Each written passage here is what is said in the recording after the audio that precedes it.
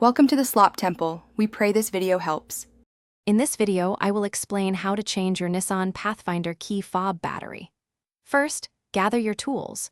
You will need a small flathead screwdriver and a new CR2032 coin cell battery. Make sure you have a clean, well-lit area to work in.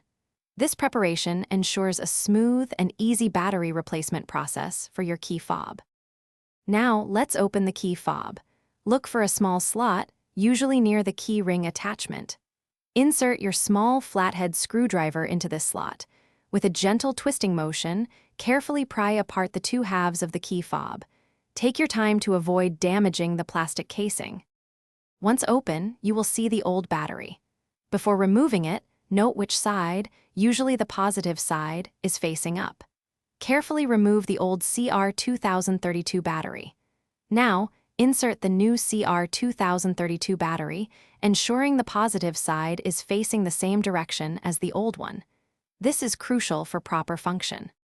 Finally, it's time to reassemble your key fob.